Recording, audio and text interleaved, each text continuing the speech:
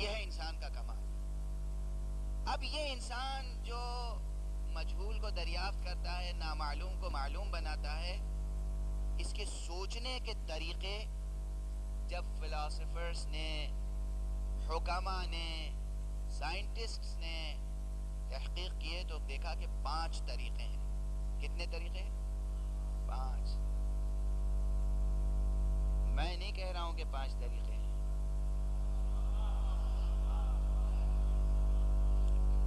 کوئی بھی لاجک کی کلاسیکل بک اٹھا لیجئے، ارسطوٹل کی اٹھا لیجئے۔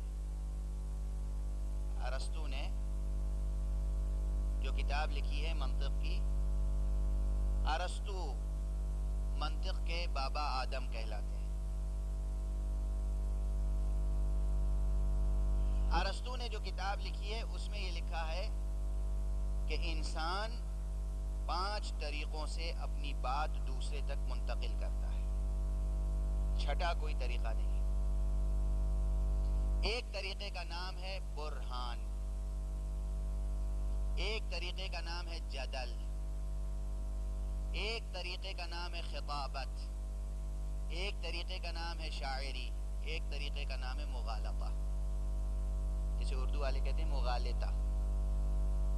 5 طریقے ہیں جسے صناعات خمس کہتے ہیں، 5 صنعتیں، 5 میتھڈز ہیں۔ ارسطوٹل نے لکھا ہے، یہ پڑھ لیجئے گا۔ اور ارسطوٹل سے لے کر آج تک جتنی کلاسیکل لاجک کی کتابیں لکھی گئی سب میں ایک بھی اضافہ نہیں ہوا، نہ ایک کم ہوا۔ اب ہم کیا کریں؟ اور یہ کہا جاتا ہے کہ ارسطو نے منطق وضع تھوڑی کی ہے۔ ارسطوٹل لاجک کا موجد نہیں ہے، لاجک تو انسانی ذہن کے عمل کا نام ہے۔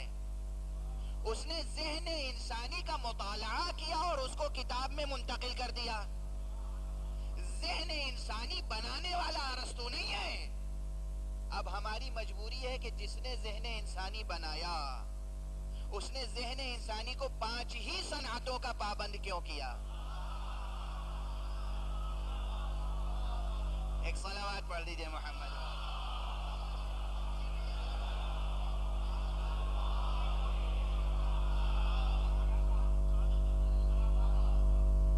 ہم کیا کریں؟ اس وقت میں بالکل حوزہ علمیہ کی اور جسے کہیے کہ کلاس روم کی بات کرنے لگا آپ سے۔ یہ لاجک کا سبق ہے۔ لاجک جو ہے اس میں صناعات خمس ہیں، 5 طریقے وہ ہیں کہ جن طریقوں سے انسان کمیونیکیٹ کرتا ہے۔ اور ہر انسان کی زندگی میں کبھی یہ موقع آتا ہے، یہ ہے کیا میں مختصراً عرض کر دوں، 5 چیزیں ضروری ہیں۔ آج ایک اہم بحث چھڑ گئی ہے، ایک صلوات پڑھ دیجئے محمد۔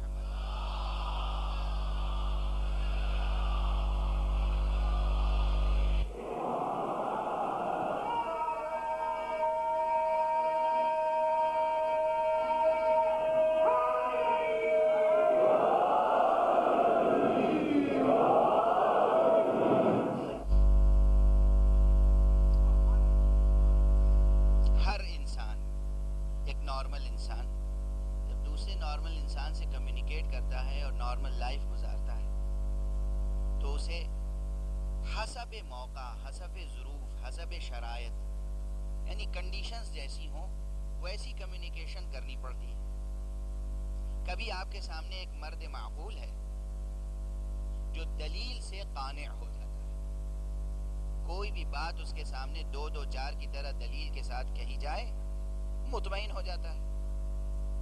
اگر اس کے سامنے 2 4 کی طرح دلیل نہ پیش کی جائے تو وہ کبھی مطمئن نہیں ہوگا۔ اس کے لیے آپ مجبور ہیں کہ دلیل و برہان ہی کا سہارا لیں۔ جب دلیل و برہان کا سہارا لیں گے تو وہ ایک صنعت ہے جسے کہتے ہیں صنعت برہان، جس میں دلیل پیش کی جاتی ہے۔ اگر کوئی شخص دلیل پیش کرنے پر قادر نہیں ہے تو پھر وہ مجبور ہوتا ہے اس شخص کو ہائر کرنے کے لیے جو دلیل پیش کر سکے۔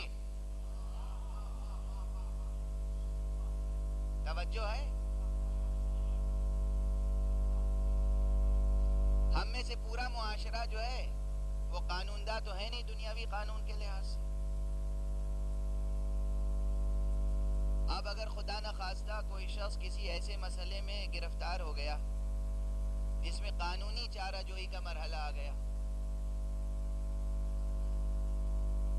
جج کے سامنے جانا ہے، قاضی کے سامنے جانا ہے، حاکم کے سامنے جانا ہے، منصف کے سامنے جانا ہے، اور منصف اور حاکم اور قاضی اور جج وہ ہوتا ہے جس کے سامنے آپ جا کر تقریر کریں تو وہ کہتا ہے خطابت نہ کرو میرے سامنے.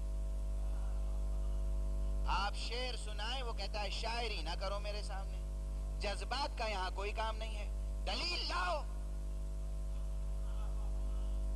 تم دلیل پیش نہیں کر سکتے تو اس ماہر کو لاؤ جو دلیل پیش کرے. توجہ ہے، توجہ ہے. زندگی کی کتنی بڑی ضرورت ہے دلیل و برہان سے گفتگو کرنا. ہر شخص کو ضرورت پیش آ سکتی ہے. یا آپ خود دلیل قائم کریں یا آپ ماہر قانون کو لے کر آئیں کہ جو مخصوص ہے دلیل پیش کرنے کے لیے. دست ادب جوڑ کے عرض کر رہا ہوں، دنیا کی عدالتوں میں اب ایک اور مشکل پیدا ہو گئی. آپ چاہے اپنی جگہ کتنی معقول بات کرنے کے اہل کیوں نہ ہو، مگر وہ بعض مواقع پر پابند کر دیتے ہیں کہ نہیں آپ کا کیس ہے تو آپ بحث نہیں کریں گے. بحث کرنے کے لیے کوئی ایڈوکیٹ ضروری ہے. صاحب کیس ہمارا ہے، جائیداد ہماری ہے، سانحہ ہم پر گزرا. ٹھیک ہے آپ پر گزرا ہوگا مگر آپ نے لا اور جورسپروڈنس پڑھا نہیں ہے. آپ نے قانون پڑھا نہیں ہے اس لیے آپ ایڈوکیٹ لے کر آئیں. دنیا کے معاملے میں کوئی نہیں کہتا کہ یہ قانون غلط ہے. ہمارا کیس ہے، ہم پیش کریں گے، قانون داں کیا جانے. مذہب کے معاملے میں آج آوازیں کھڑی ہو رہی ہیں. ہر شخص کہتا ہے مجتہد کیا ہوتا ہے، مرجع کیا ہوتا ہے. تقلید کی ضرورت نہیں ہے. شرم آنی چاہیے آپ کو، اس لیے کہ اسلام نے آپ کو عقل و برہان کا پابند کیا ہے، شاعری کا پابند نہیں کیا.